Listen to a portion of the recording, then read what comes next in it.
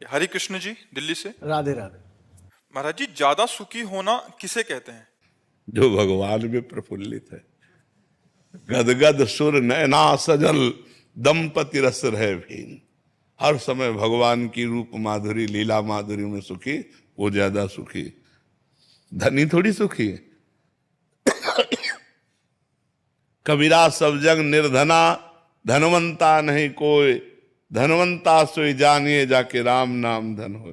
जो भगवान के नाम में निरंतर डूबा हुआ है, भगवान के ध्यान में डूबा हुआ है, वही सुखी। ब्रह्मभूता प्रसन्नात्मा न सोचते न कांक्षते समाः सर्वेषु भूतेषु मद भक्तिम लभते पराम। ये परम सुख की पहचान है। न कोई शोक है, न कोई चिंता है, और ब्रह्मभूत हो चुका है, अर्थात ब्रह्म अनुभूत हो चुका है। उसको जो परमानंद का अनुभव होता है, वो किसी को, ब्रह्मा को भी नहीं। परमेष्ठी पद में भी सुख नहीं है। जो परमात्मा के ज्ञान में सुख है, परमात्मा बोध में सुख है, वो ब्रह्मा को भी नहीं। क्योंकि जब परमात्मा आनंद प्राप्त हुआ तो कहते न पारमेष्ठ्यम न महेंद्रधिष्ण्यम न सार्वभौमम न रसाधिपत्यम न योग सिद्धि अपनर्भवम वा। बोले मुझे ना तो पर ब्रह्मा का पद चाहिए, ना सम्राट पद चाहिए, न देवराज इंद्र का पद, न योग की सिद्धियां, न। क्यों? अब जो सुख मिला भगवान में, भगवान की सेवा में, भगवान के नाम जप में, या तत्व ज्ञान में, तत्वबोध में, वो सुख कहीं त्रिभुवन में माया जनित रचना में थोड़ी है। तो सुखी कौन? जो हरि का दास या तत्वबोध संपन्न महात्मा। इसके अलावा और कोई सुखी नहीं।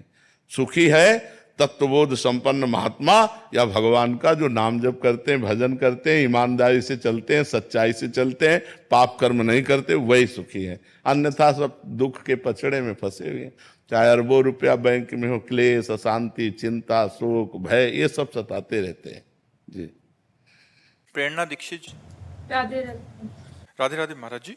महाराज जी, जब मन कुछ कहे और हृदय कुछ और, तो उस समय हम क्या चुने? सही मार्ग कैसे पहचाने? अब पहले ये बताओ, तुम हृदय किसे कहते हो, मन किसे कहते हो? अपनी पहचान आपने विभाग कर दिया। हृदय किसे तुम कहते हो, मन किसे कहते हो? लोग कहते हैं ना दिल से हम कह रहे हैं, तो दिल थोड़ी कुछ कहता है। दिल तो धड़कता है सिर्फ, वो कहता थोड़ी कुछ है। वो तो धड़कने का कार्य करता है। अंतःकरण में चार हैं। एक है बुद्धि, एक है मन, एक है चित्त, एक है अहम। बुद्धि निर्णय करती है ये करना चाहिए या नहीं करना चाहिए। बुद्धि का काम है निश्चय करना, और बात को पेश करना ये मन का काम है, और उस बात का चिंतन करना ये चित्त का काम है, और उसको स्वीकार करना ये अहम का कार्य है। तो अब ये बताओ, आप इसमें किस विषय की बात कर रहे हो? इसमें मन का और बुद्धि का। हाँ, अब पकड़, ये हम आपको जानकारी दिलाना चाहते थे। तो मन की बात नहीं माननी है, बुद्धि की बात माननी है। क्योंकि बुद्धि न्यायाधीश है और मन पेशकार है। वो तो गलत भी पेशगी देता रहेगा। हम बुद्धि के द्वारा ये निर्णय करें ये गलत है या सही। अगर हमारा निर्णय सही नहीं हो पा रहा है तो हम थोड़ी देर भगवान का चिंतन करें और उनसे पूछें कि ये गलत है या सही, तो आपके हृदय में आ जाएगा ये गलत है मत करो। सबके हृदय में आता है ये गलत है मत करो, ये सही है कर लो। लेकिन मन कहता है गलत नहीं है यार। वो अपनी पेशकार है ना, वो ऐसी पेशकी करता है कि बुद्धि को भी मनवा लेता है। पेशकार इतना जोड़ का है कि न्यायाधीश की न्यायाधीशी रखी रहती है, वो अपने अधीन कर लेता है। मन ने बुद्धि को अधीन कर लिया, और इंद्रिय ने मन को अधीन कर लिया, और विषयों ने इंद्रियों को अधीन कर लिया। हमारी दुर्दशा हो रही है। हमारी जो दुर्दशा का कारण है वो उल्टा हो गया है। अगर बुद्धि भगवान के चिंतन से विवेकवती हो गई है और मन रूपी लगाम को सही घसीटे, तो इंद्रिय रूपी घोड़े सही मार्ग पे चलते रहेंगे। अब उल्टा हो गया है, घोड़े स्वतंत्र हो गए, लगाम ढीली हो गई और सारथी नशे में है। जो ड्राइवर है वो नशे में, तो गाड़ी ठोकेगी तो है ही है, कहीं न कहीं जाके ठोकेगी, कहीं न कहीं तो अपराध बनेगा, गलती तो होगी ही। राकेश गुप्ता जी। राधा वल्लभ श्री हरिवंश। श्री हरिवंश महाराज जी। महाराज जी, नाम जप में मन नहीं लग रहा महाराज जी, माया घसीट रही है, माया के पहलवानों से पूरी तरह परास्त हो चुका हूँ महाराज जी। ऐसा रहा तो मैं डिप्रेशन में चले जाऊंगा, ऐसा लग रहा है। भंवर नहीं, क्यों डिप्रेशन में क्यों चले जाओगे? जब युद्ध क्षेत्र में उतरे तो परास्त होना या विजयी होना खास बात नहीं, खास बात है डटे रहना, पीठ दिखा के भागना नहीं है। जब हम भगवान के मार्ग में चले हैं तो हमें डटे रहना है। और देखो, मन लगे या न लगे, अगर हमको विष खवा दिया जाए तो मार ही देगा। हम श्रद्धा से पिए या अनजाने में पिए। आग को अगर कोई भूल से छू ले या सही में छुआ दे तो जला ही देगी, क्योंकि उसमें दाहिका शक्ति है, विष में मारण शक्ति है और नाम में तारण शक्ति है। जैसे हम राम राम राधा राधा हरि हरि रट रहे हैं, हमारा मन नहीं लग रहा है तो भी हमारा कल्याण होगा, पक्का कल्याण होगा। इस बात पर विश्वास कीजिए। भगवान को जब ये बोलते हुए अर्जुन जी ने सुना कि जिसको अपने मन को वश में करने की प्रक्रिया नहीं आई, इंद्रियों को वश में नहीं किया, तो उसको योग प्राप्त होना, भगवत प्राप्ति होना कठिन है।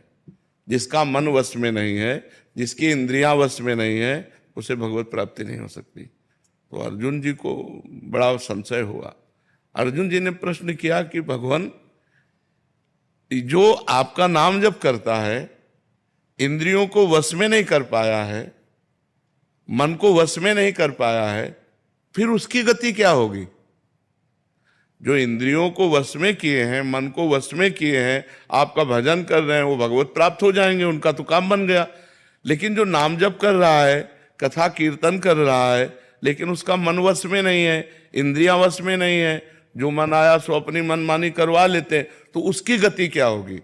तो बहुत सुनने लायक बात है, वो नरक नहीं जाएगा। भगवान के भक्त का पतन नहीं होता। नामे भक्ता प्रणश्यति, भगवान के भक्त का नाश नहीं होता। पहली बात तो नरक नहीं जाएगा, दूसरी बात स्वर्ग नहीं जाएगा, क्योंकि स्वर्ग की उसने कामना नहीं की, मोक्ष होगा नहीं क्योंकि इतना साधन नहीं हुआ।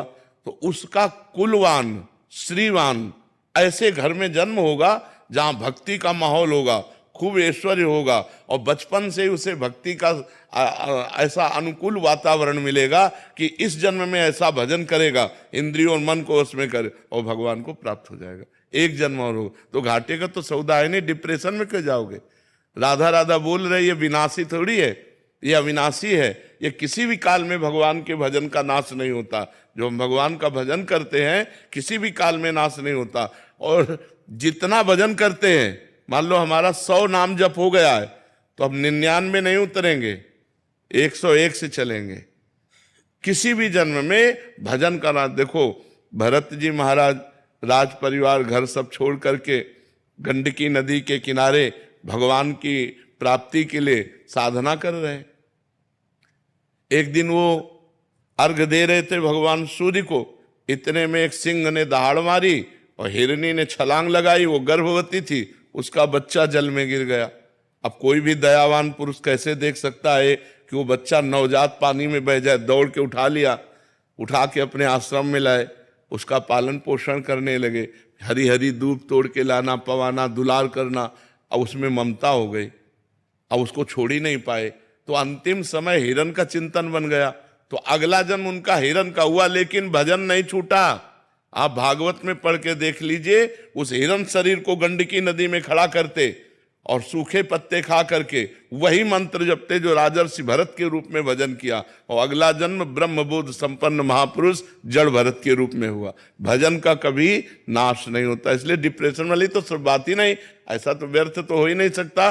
केवल जबान से नाम जपने मात्र से जीव का परम कल्याण हो जाएगा। राम नाम मणिदीप धर, जीह देहरी द्वार, तुलसी भीतर बाहिरो, जो चाह सुजियार।